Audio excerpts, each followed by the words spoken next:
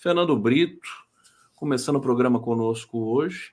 Eu já estou colocando o nosso convidado de cara porque eu estou numa situação atípica, viu, Fernando Brito? Depois de algumas crises aqui de saúde, cá estou tentando tocar este barco chamado programação jornalística no Brasil. Eu estou concentrando as minhas transmissões aqui, dando uma satisfação para o nosso público, né? Estou concentrando no 11 News, porque realmente eu estou no momento de recuperação. 11 News eu estou conseguindo fazer aqui, inclusive com a ajuda do Jorge Folena, que está aqui nos bastidores. Caso aconteça alguma coisa com este humilde apresentador, o Folena entra para me substituir, viu, Brito? Para sua alegria. Tudo bom, querido Brito? Tudo bem, quer dizer, tanto quanto possível, vendo aí essa tragédia que está acontecendo no Sul, que já foi o tema, infelizmente, do nosso programa na semana passada, na quinta-feira passada, né, onde a gente falava, né, das coisas previsíveis que não são levadas em conta. Né?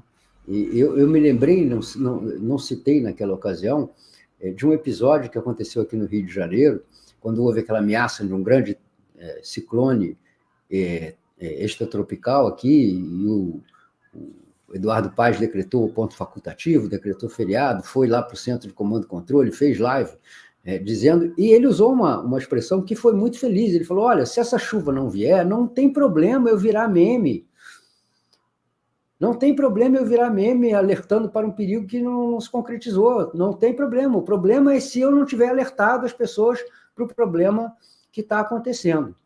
E eu acho que, embora seja natural que a cobertura jornalística fique mais no que eu chamo de mundo cão, né? No drama dos desabrigados, no drama das pessoas que ainda estão ilhadas, no drama dos animais que foram abandonados por seus tutores, né? Nesses dias de pânico que tomaram conta da população, que tomou conta da população, eu acho natural. Mas é preciso ter outro tipo de discussão. E eu chamo a atenção para o fato de que é um problema que não vai se resolver, nem mesmo ser mitigado por iniciativas locais, por iniciativas tanto dos governos municipais gaúchos, quanto também do governo estadual.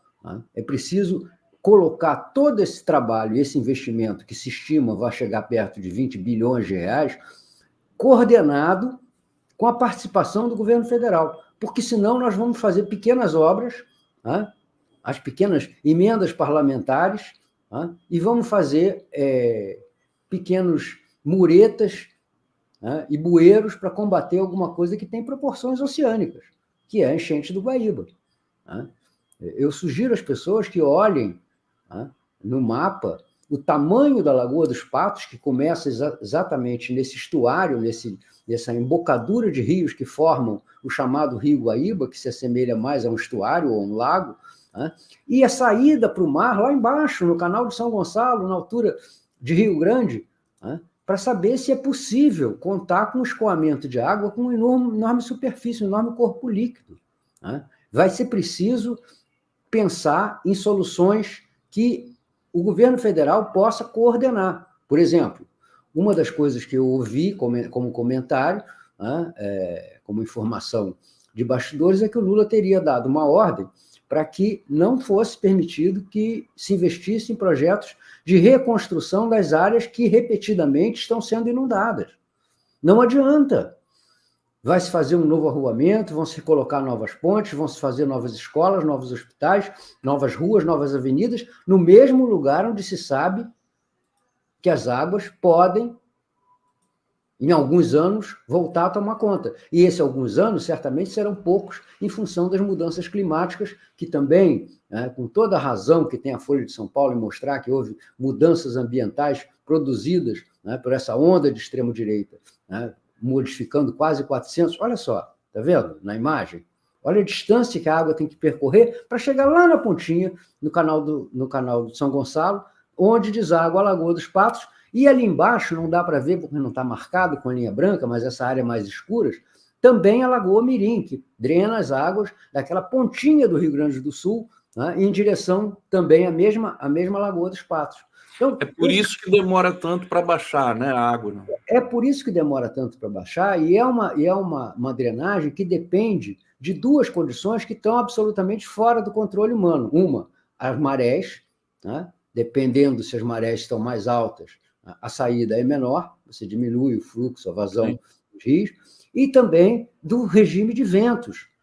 Porque se os ventos vêm no sentido sul, né, na direção norte-sul, mas vindo do sentido sul, eles ajudam a represar a água e criam, né, a gente chama a parte de cima dos rios a montante, né, e a parte de baixo a jusante. A gente faz com que o nível que deveria ser o mesmo, né, princípio hidráulico, né, de que os líquidos permanecem no mesmo nível em relação ao nível do mar quando estão em comunicação, né, faz com que esse processo não deixe de existir, mas ele se torne muito mais lento. Né? A capacidade de drenar a água naquele canal de cerca de 2 quilômetros de largura, nas partes mais estreitas, realmente se torna muito pequena. Então, talvez, eu não estou dizendo que é isso, mas os estudiosos em hidrologia devem pensar nisso, talvez seja... Bota o mapa de novo, que eu vou demonstrar isso a você, Conde. Né? Talvez seja criar canais extravasores. Né? Se você olhar ali, a abertura de canais nessa espécie de restinga que se forma entre a Lagoa dos Patos e o mar, talvez seja a solução possível. Né? Mas isso é uma obra de grande porte que nós deixamos de ter com a descentralização dos recursos. Antigamente havia um órgão que, apesar do nome, também cuidava de enchentes, que era o chamado DENOX, Departamento Nacional de Obras contra a Seca. Né? Foi criado em função das grandes secas nordestinas, etc., mas passou a trabalhar em todas as situações em que envolvia engenharia hidráulica. Talvez seja o caso da gente experimentar, com essa tragédia do Rio Grande do Sul, a criação de um órgão semelhante que tenha, né, o governo federal à frente, né, e que coloque também, né, participando os comitês de bacias, de governos municipais e o governo estadual. Veja, vou dar um exemplo concreto. Uma das reivindicações do governador Eduardo Leite é a de que se anule o pagamento da dívida do Rio Grande do Sul, que é de cerca de 90 bilhões, para o governo federal. Isso representaria uma economia de 3 bilhões e meio.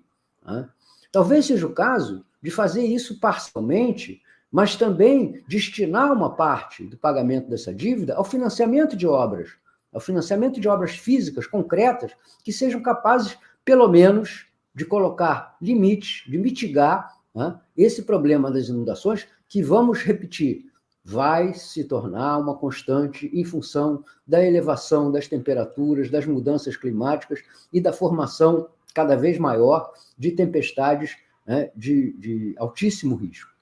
Eu fui consultar, que é coisa que pouca gente faz, os dados hidrológicos de Porto Alegre. Né? Não houve uma chuva imensa em Porto Alegre. Não houve um temporal desses de proporções bíblicas em Porto Alegre. A maior medição de chuva em Porto Alegre, e assim mesmo só no dia 4, chegou a 7 milímetros por hora. Né? Nós já estamos acostumados com essa quantidade de milímetros que toda hora a mídia está destacando. Né? A gente percebe que, embora seja forte, não é muito. Deve ter chovido alguma coisa em torno de 70, 80 milímetros naquele dia, que é uma chuva que provoca incômodos, provoca estragos, provoca interrupções no ritmo normal do funcionamento da cidade, mas está longe de provocar inundação de áreas imensas, de quilômetros e quilômetros quadrados, como a gente está assistindo. Então, e por que foi tão grave assim, se não choveu tanto? Porque o Lago Guaíba recebeu as águas, né, dos 4 rios, né, 4 rios principais, são vários outros, que o formam. Né? Sobretudo o rio Jacuí, que é o maior contribuinte de águas para a formação do Lago Guaíba. Né? Esse rio teve vazões que não puderam ser suportadas pelo sistema de barragens que tem ao longo do seu curso, né? Porque as barragens estão cheias. A barragem principal do rio Jacuí chegou a estar com mais de 96% do seu volume. Quer dizer, ela não pode mais segurar a água. Não adianta ela fechar, não deixar verter água pelas suas comportas, porque vai acontecer da água ultrapassar o limite da barragem e provocar, além da mesma inundação, também as consequências impensáveis do rompimento de estruturas que aí, de uma vez só, liberam uma quantidade monstruosa de água, como já ocorreu em alguns casos, principalmente nos Estados Unidos, onde ficou famoso o caso de uma barragem que se rompeu e arrastou uma cidade inteira com o fluxo das águas. Nós precisamos pensar nisso. Talvez essa solução, como eu mencionei, do canal Extravasor... O canal Extravasor, para quem assistiu aqueles filmes de volta pelo futuro, não, como era o nome que o Schwarzenegger fazia, que ele vinha do futuro para salvar o futuro. Exterminador do Futuro. Exterminador do Futuro. Lembra que tem perseguições de motocicleta e carros, né, dentro de um imenso canal de concreto. Aquilo é em Los Angeles. Aquilo é em Los Angeles. Né? Aquilo ali eles chamam de canais de tempestade, né, porque são estruturas que funcionam no dia a dia, né, como, no máximo, um pequeno riacho. No máximo, uma valinha, mas que tem uma dimensão extraordinária. Conde, eu nunca me esqueço de uma situação que eu vivi em Brasília, no tempo que eu morei em Brasília, e fui pegar um avião. E eu estava passando pelo eixo monumental de Brasília, um tremendo engarrafamento, enorme engarrafamento. E o motorista do táxi virou para mim e disse assim: pois é, quando eu pego o engarrafamento aqui no eixo monumental, eu fico me lembrando do meu pai, que veio para cá na construção de Brasília. E ele resmungava o tempo todo, dizendo que devia ter um acerto entre o Niemeyer, o Juscelino e algum fornecedor de asfalto, porque fazer avenidas com essa largura não tinha o menor sentido. Pois é, não tinha o menor sentido em 1960. Né? Mas em 2010, 50 anos depois, era insuficiente até mesmo para o fluxo de veículos num momento de rush, que a gente poderia chamar que é a tempestade do trânsito. Então, pensar nesse tipo de coisa é algo que só pode ser feito de maneira centralizada. E nós temos que acabar com essa mania de que o picadinho é sempre mais eficiente. A distribuição das verbas públicas, com ênfase nos municípios, é correta, é justa, é benfazeja para o país. Mas quando a gente deixa tudo por conta dos pequenos entes, sejam municipais, sejam estaduais, a gente também renuncia à solução de obras de grande porte e, sobretudo, de obras que, embora não se localizem naquele município, vão beneficiar essencialmente a municipalidade que, em tese, não teria nada a ver com uma obra feita fora de seu território. Você está dizendo que é preciso ter uma obra de grande porte para... Não sei se é preciso ter uma obra de grande porte, mas é preciso ter um plano de grande porte. Plano de grande porte. Com obras de pequeno, médio e grande porte que sejam capazes de criar situações favoráveis à não repetição, pelo menos nessa escala, do problema que a gente está assistindo. Porque senão a gente vai ficar enxugando gelo. Vai pegar aquele lugar que a gente está vendo devastado, debaixo d'água, secou, a gente vai lá e produz um programa habitacional dentro da mesma área. Programa habitacional ali tem que ser em outro, tem que fazer um estudo. Mas é difícil, Conde, é difícil, não é suficiente. Por quê? Porque a região toda é muito baixa. Tá? O Rio Grande do Sul inteiro, né? Você está falando? Não, aquela área toda, tá? Da descida do Vale do Taquari, paralela à Lagoa dos Patos, ela é uma área de baixa altitude.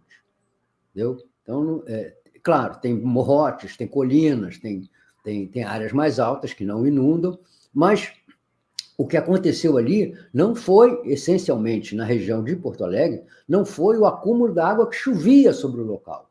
É a água que descia da Serra Gaúcha e que não tinha caminhos para sair, senão pela Lagoa dos Patos. Agora, Brito, a gente viu, mesmo áreas mais altas, elas alagam também e furiosamente, né? Que são ali... Imagina, você tem 300 e quase mais de 400 cidades do Rio Grande do Sul. Você vê um mapa das cidades afetadas, é quase o estado inteiro.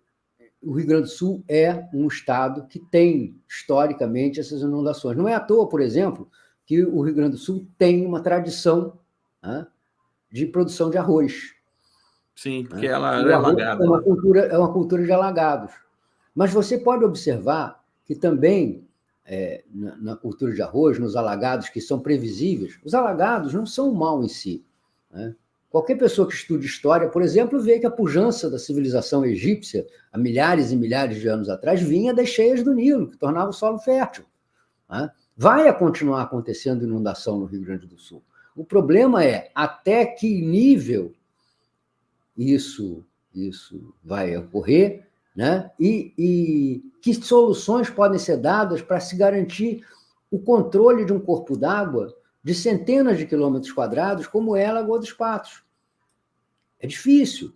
Não basta botar um caninho de 100 milímetros ali, né? Ou uma manilha, porque não vai dar vazão aquilo ali. Tem que ser uma solução de engenharia de grande porte. Porque você tem que deslocar dali, tirar dali, com rapidez, milhares de metros cúbicos por segundo. Fernando Brito, deixa eu ir para o bate-papo aqui, trazer o Fernando Bai, está dizendo aqui, só lembrando que a maior enchente em Sampa em 29, foi em 1929, bom, não sabia desse detalhe. Fernando Bai, mais uma vez aqui, só lembrando que as cheias em Manaus são de 30 metros contra 5 metros de Porto Alegre. A população precisa acreditar no evento, um estágio em Oklahoma ou no Japão. O Fernando Brito faz mensagens aqui cifradas, às vezes eu não capto exatamente o que ele está querendo dizer, tantas referências, Oklahoma, Japão, é um pouquinho demais para mim, ainda mais na minha condição de saúde nesse momento, meu querido Fernando Bai. Mas tá lido aqui. Quer comentar esse comentário aqui do Bai? Olha, você tem uma coisa que é invencível, né? Que acontece com Porto Alegre, acontece comigo, acontece com você. É a força da natureza. A gente não pode tentar se contrapor à força da natureza. A gente tem que transformar a força da natureza numa alavanca. A natureza da topografia, da hidrologia do Rio Grande do Sul é uma natureza propícia a alagamentos. Né? As cidades são na periferia do Guaíba são baixas, né? Tanto que você vê, né? Nós tivemos problema de deslizamento de encostas na Serra Gaúcha, na região de onde vêm os rios que afluem para formar o Lago Guaíba. Não tivemos em Porto Alegre um desabamento de morro, né? Nem dos pequenos morros que existem na cidade, porque não há uma chuva concentrada em Porto Alegre. Ali, né, é uma defesa contra enchentes, muito mais do que contra temporais. Né? Não se vai fazer isso de maneira descentralizada. Né? A drenagem das ruas, né, até mesmo dos riachos da cidade, ela é importante, é necessária, mas ela não resolve essa situação. Tanto que você mesmo mencionou que as áreas mais altas estão alagando porque a água, quando sobe no rio, ela se comunica com essas áreas mais altas. E avalie, Conde, numa cidade em que a altitude média é de 10 metros sobre o nível do mar, né, quão pouca é a diferença a ser superada por essa elevação dos corpos hídricos.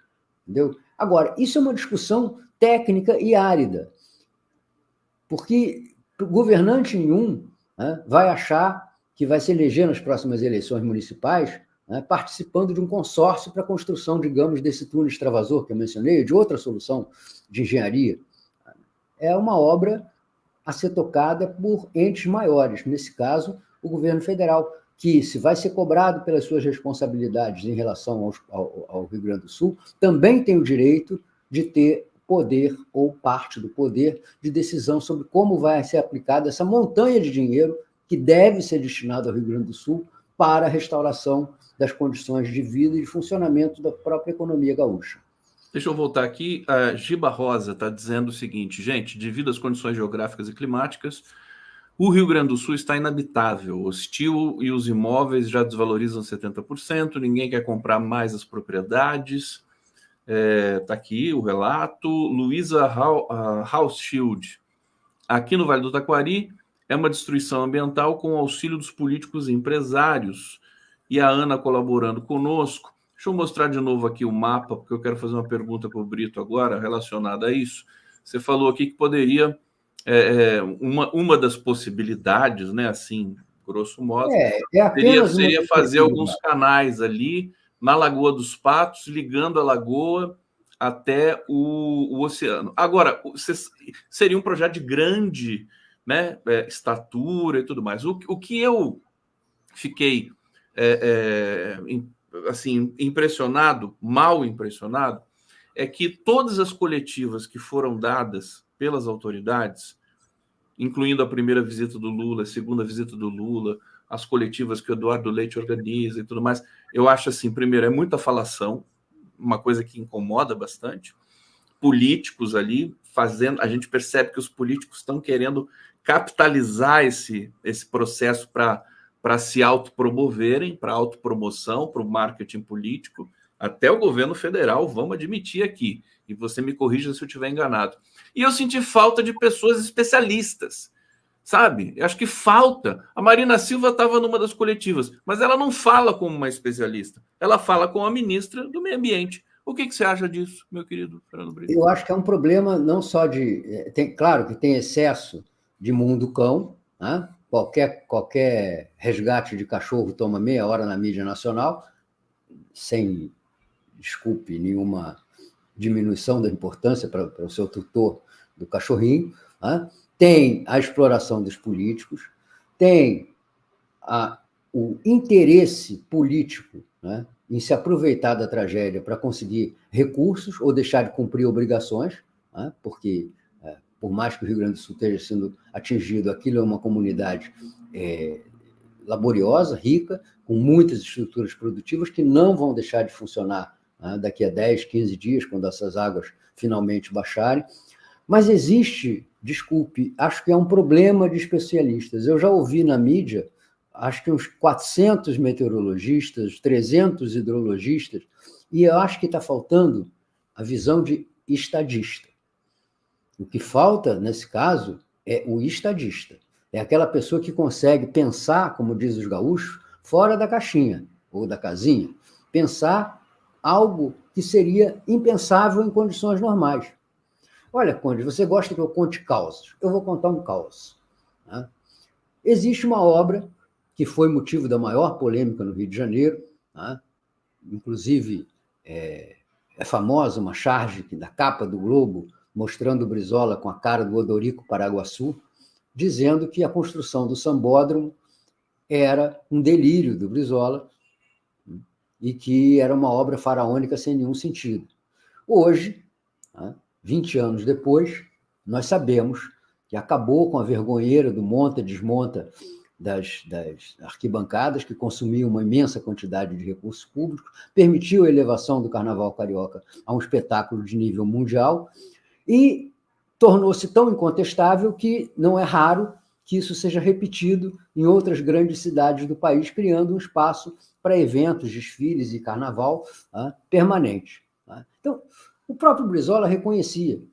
Ele dizia assim, se me tivesse me perguntado, um ano atrás, ele se referia a um ano antes da inauguração da passarela, quando ele estava em campanha para o governo do Rio de Janeiro, se a primeira grande obra dele seria fazer a passarela do samba, seria fazer aquela estrutura, ele ia virar para o cidadão que dissesse isso, mas índio, tu tá louco, índio. Que é uma maneira que os gaúchos usam para se referir a uma pessoa mais rude, né? O famoso índio velho. Né? E, no entanto, né, da cabeça do governante, muitas vezes as soluções saem. Claro que cabe aos técnicos dimensionarem, construírem, tanto é que ele foi se servir do Niemeyer para construir aquela estrutura. Né? Não se podia pensar em ninguém mais especialista em arquitetura do que o velho Niemeyer. Bom, o que eu quero dizer? Eu quero dizer que muitas vezes é necessário, nessa confusão toda, que alguém tenha ideias que não ocorrem à maioria das pessoas. E é fato. Você não pode pedir a um engenheiro do DIMAI, que é o Departamento Municipal de Águas e Esgotos de Porto Alegre, que está ali, né, preocupado com as suas pequenas questões, com a drenagem das ruas, com o tratamento de esgoto em pequenas quantidades, que ele pense em algo assim. Ele não vai pensar. Ele está preso ali no microcosmo dele. E esse problema se demonstrou um problema que está longe de poder ser resolvido no microcosmo. Se melhorar os bueiros de Porto Alegre, se melhorar a rede de drenagem de Porto Alegre, o escoamento de água de Porto Alegre, vai continuar não resolvendo nada, porque o problema está na saída dessas águas. Né? Costuma-se dizer, em engenharia hidrológica, né, que obra de drenagem não resolve problemas, ela transfere o problema para mais adiante. Quando você drena uma região, você faz essa região não ficar alagada, você está pegando essa água e está jogando mais para frente. Então, você tem que verificar se mais para frente você não vai ter o problema. O mais para frente de Porto Alegre é o Guaíba. Nada vai drenar em Porto Alegre enquanto o Guaíba estiver 3 metros acima, 2,5 metros, 3 metros acima da cota de inundação. E isso não vai poder ser pensado pelo prefeito de Porto Alegre, porque Porto Alegre ocupa, sei lá, 20%, 30% daquela região do estuário. Vários outros municípios ali, nem pelo prefeito de Guaíba, nem pelo prefeito de São Leopoldo, nem pelo prefeito de Canoas. Isso tem que ser feito de maneira integrada. E o governo do Estado não vai, certamente não vai, ter tempo e interesse em fazer um projeto que ultrapasse o horizonte visível da política. O horizonte visível da política hoje são as eleições de 2026. Ninguém pensa daí para frente. Isso é a realidade da política. E isso não é mal em si, Conde. Isso não é mal. O que é mal é que os políticos brasileiros perderam essa capacidade de visão de estadista. Olha, nós já tivemos, a direita e a esquerda, muita gente com essa visão. Vou dar um exemplo que é fácil de entender. Não existe um ícone mais odioso da direita do que Carlos Frederico Werneck de Lacerda. O famoso Carlos Lacerda, o Corvo, o homem que fez, em grande parte, Getúlio Vargas ser conduzido ao suicídio. Imagine se, quando governador da Guanabara, Carlos Lacerda não tivesse feito um mega projeto de abastecimento de água chamado Adutora do Guandu. Qual seria a situação do abastecimento hídrico do Rio de Janeiro?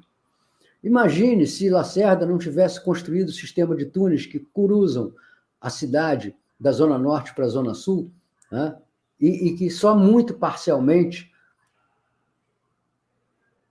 desviam o tráfego hoje em dia pelo metrô, muito parcialmente, porque são o trajeto mais curto entre as duas regiões da cidade, a Zona Norte e a Zona Sul. Então, é isso que eu falo.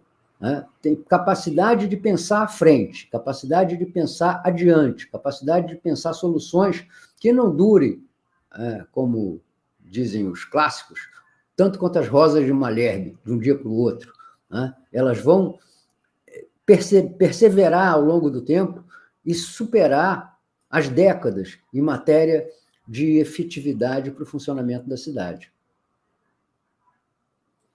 Aí o Fernando Brito aqui no 11 News. Eu quero trazer mais uma questão. Quer dizer, o Brito, são tantas consequências, né, desse episódio que a gente está vendo, parece que a cada dia piora, né?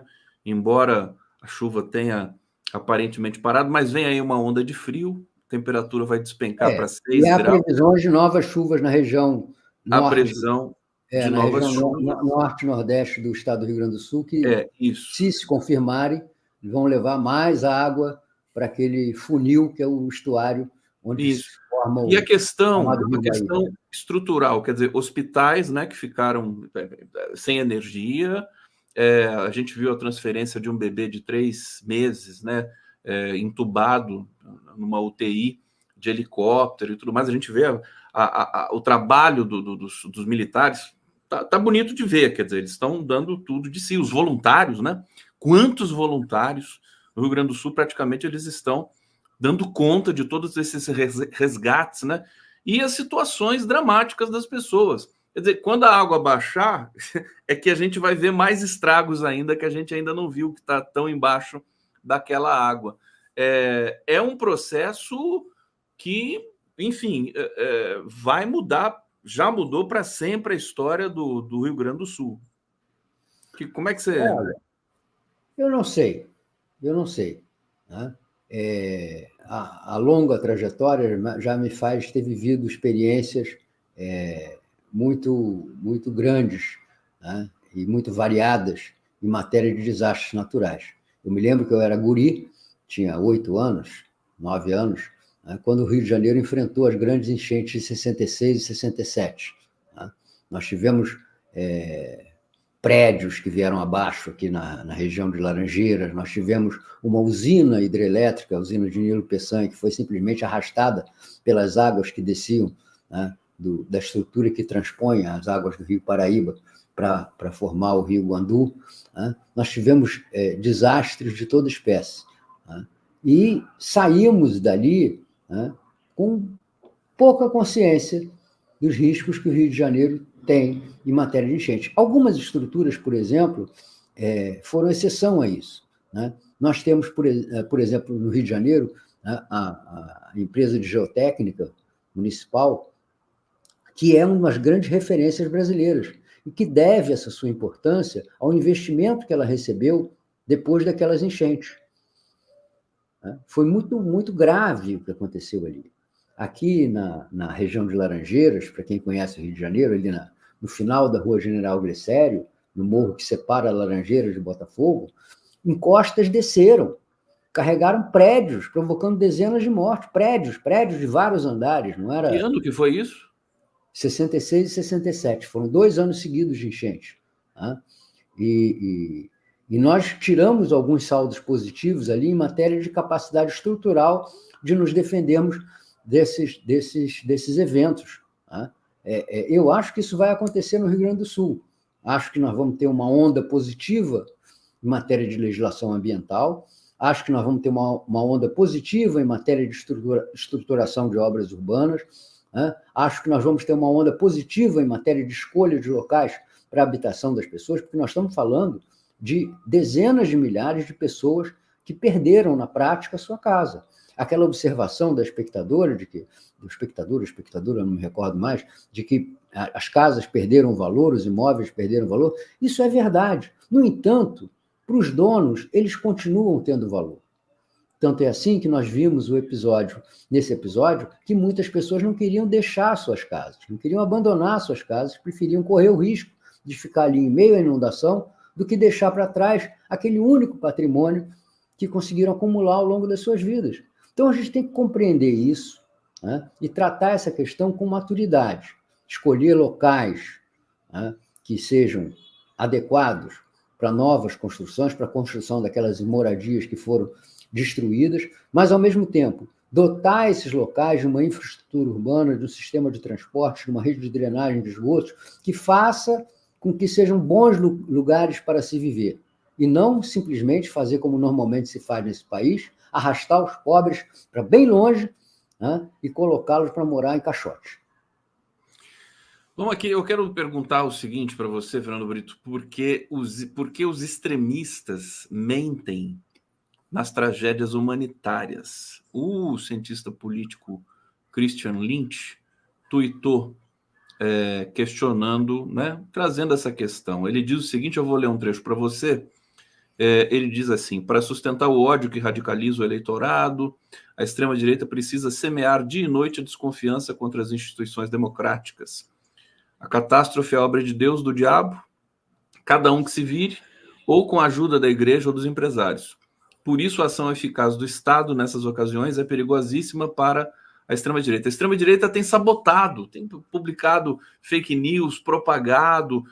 Você vê que figuras, por exemplo, como o Hamilton Mourão, eles nem se manifestam, né, sobre o que está acontecendo no Rio Grande do Sul. Deputados, senadores de direita do Rio Grande do Sul, todos se omitem nesse momento. Que fenômeno é esse, Fernando Brito? É um fenômeno que, infelizmente, é mais existente do que noticiado, né? Eu vou reproduzir aqui o comentário. Eu tenho um grupo de WhatsApp, embora não tenha muitos, mas eu tenho um grupo de WhatsApp com pessoas muito queridas, que são meus colegas de faculdade, né, de há 50 anos atrás.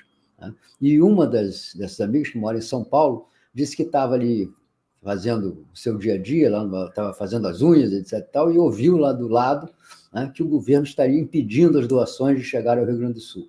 E aí perguntou a pessoa onde é que ela ouviu essa notícia, né? Aí a pessoa respondeu que vi em vários influencers que eu sigo. Quer dizer, as redes sociais se tornaram isso, uma espécie de valão das fake news. Tá? Então, isso é mais comum do que a gente pensa. E a gente, infelizmente, só vai, né, superar isso se der à população referências concretas daquilo que está sendo feito. Né? a presença de uma autoridade federal, a presença do presidente da República, a entrevista do presidente da República, o anúncio de medidas concretas, ele só vai ser eficiente se a gente ajudar esse noticiário a ocupar o espaço principal na mídia, em lugar, né, no que nós estamos vendo, que é uma ocupação desordenada, uma espécie de enchente, onde vem boiando, né, tudo aquilo que a gente sabe que flutua, né, quando as águas sobem. Aquilo que flutua. Olha, o professor Luiz Marques já entrou aqui na sala. Vou pedir para ele abrir a câmera, para eu já colocá-lo na tela e a gente fazer a transição aqui. Vamos receber. Agora vocês vão ver. Vocês vão ver. Oi, Conde. Como é que vai, Luiz Marques? Tudo bom? Tudo bem? Eu estou meio descentrado aqui. Deixa eu me centralizar. Isso, centraliza aí, tem que se enquadrar. O Fernando Brito conhece o professor Luiz Marques, que é uma das... Tendo prazer agora, nesse momento. Igualmente. E o Fernando Brito, né, célebre jornalista do Rio de Janeiro, querido Luiz Marques, você deve conhecer de outros carnavais. Não, já o li, mas não o conheço pessoalmente. Olha, o professor Luiz Marques está assim, se vocês querem ver alguém pistola com o que está acontecendo no Rio Grande do Sul, tá aqui o professor Luiz Marques, tá bravo, né, com o Eduardo Leite, com toda razão. Ele vai explicar para a gente, porque houve muitas omissões nessa história toda, não é só um evento climático, né? A gente tem que cobrar as autoridades. Luiz Marques, eu vou pedir para você fazer uma pequena saudação aqui para o público, para a gente se despedir do Fernando Brito, e o Brito sempre tem um recado final também. Vamos ao recado do Brito ou falo eu primeiro? Não, uma saudação tua para a gente. Bom, então legal, gente. Bom dia. Se quiser falar alguma coisa sobre, assim, linhas gerais, assim, sobre o episódio. Não, olha, gente, eu dei uma aula ontem, inclusive, sobre isso, bastante improvisada, porque, evidentemente, nos dias 26, 27 de abril, 28 de abril, não prestei atenção no que estava acontecendo. Quando as coisas começaram a fazer parte do noticiário geral, isso a partir do dia 29, 30, dia 1º de maio, etc., a coisa começou a tomar uma tal dimensão, não é?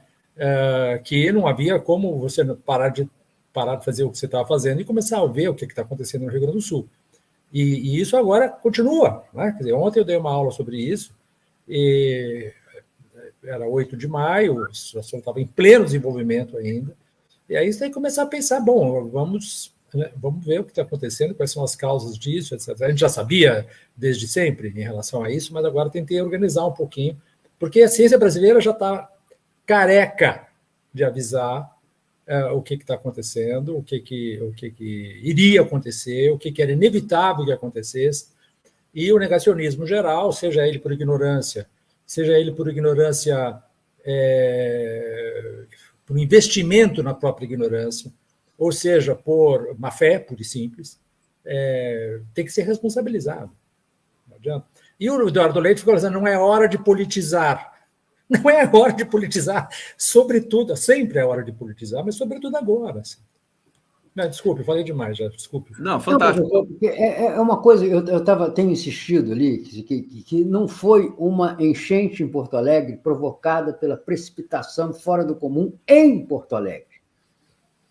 Foi uma enchente provocada pela precipitação fora do comum no sistema de rios que contribui para a formação daquele estuário, daquele delta ali, que é o chamado Rio Guaíba, o Lago Guaíba, e que só encontra vazão pela Lagoa dos Patos, com a água tendo uma trajetória, eu não sei exatamente a distância, mas certamente mais de 100 ou 150 quilômetros, do Guaíba até o Canal São Gonçalo, onde a lagoa deságua no mar. Exatamente. E essa trajetória não só é longa, como ela necessariamente é lenta.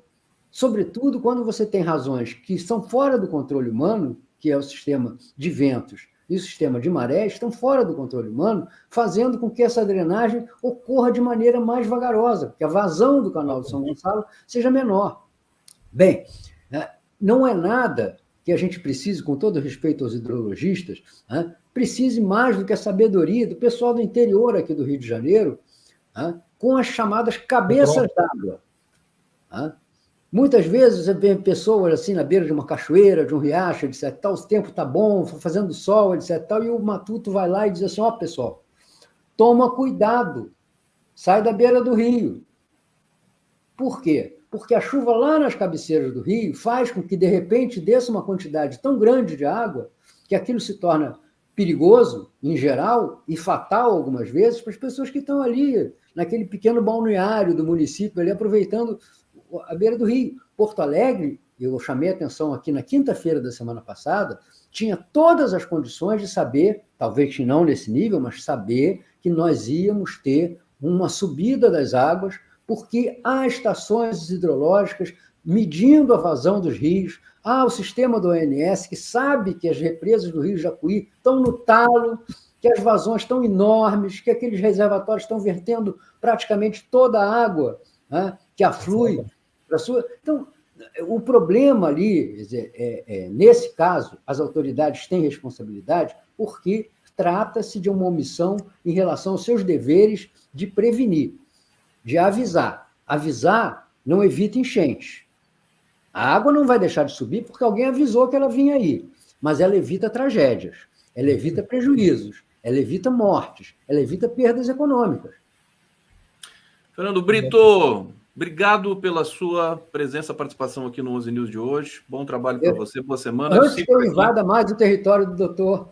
Imagina, a gente está na transição aqui. Um abraço, querido. Em Teresópolis também, né, Fernando? Aconteceu em Teresópolis, depois em Petrópolis, tá certo? Aconteceu no Rio de Janeiro, aconteceram tragédias enormes. Tragédias enormes, mas nesse caso, as tragédias se parecem às tragédias havidas na Serra Gaúcha, com deslizamento de terra, soterramento de imóveis, etc. Tal. Em Porto Alegre, eu insisto, não é uma tragédia deste tipo, é uma tragédia de inundação. E é em cima da característica de inundação que devem ser procuradas as soluções mitigadoras desse perigo que a população de Porto Alegre vive. Obrigado, desculpe que a intromissão.